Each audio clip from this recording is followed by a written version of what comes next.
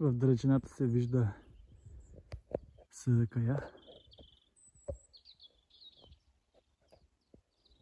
А тук по-надолу се вижда още една малка махричка с не повече от 10 къщи.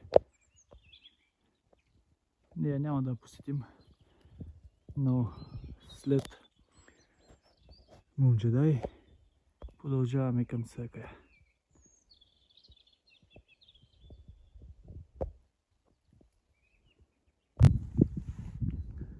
Ето, наближаваме нашата първа цел за деня.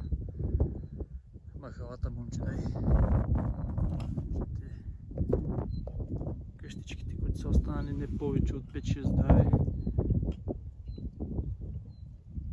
А на заден план се вижда Съдъкая.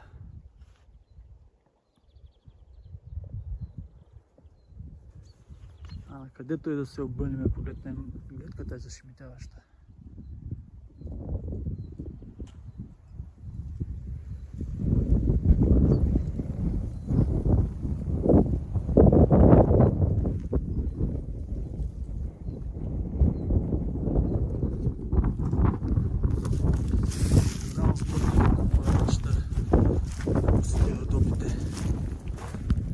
Това може би от няколко години.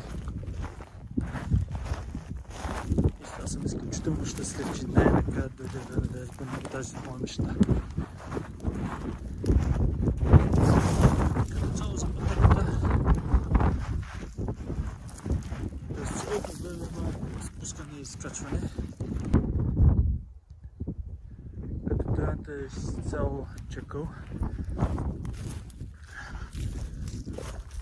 Като трудност мога да го определя по-скоро като средна трудност. Ако пътеката към маркировка добре обозначена, трудно може да се изгубите. Просто трябва да следвате синьо-бялата маркировка.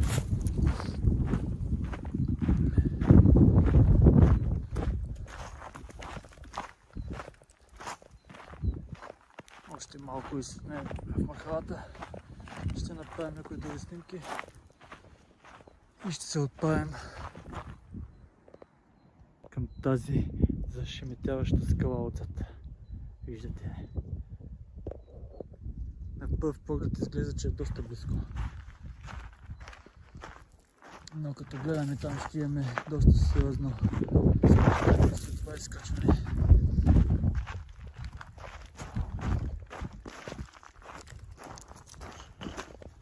След малко.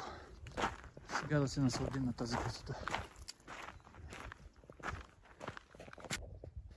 Ясно се виждат останките от къщи, където е имало. Просто с времето са се срутили. Ето тук отново. Доколкото съм запознат, само две от къщите се поддържат от хора, които гледат стада и ги използват по-скоро като запаси на животните за сено за през зимата. Мисля, че няма никой целогодишно, който да живее тук.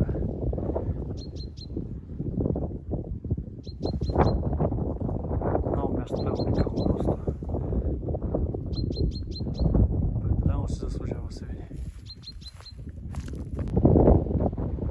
Погледнете каква красота.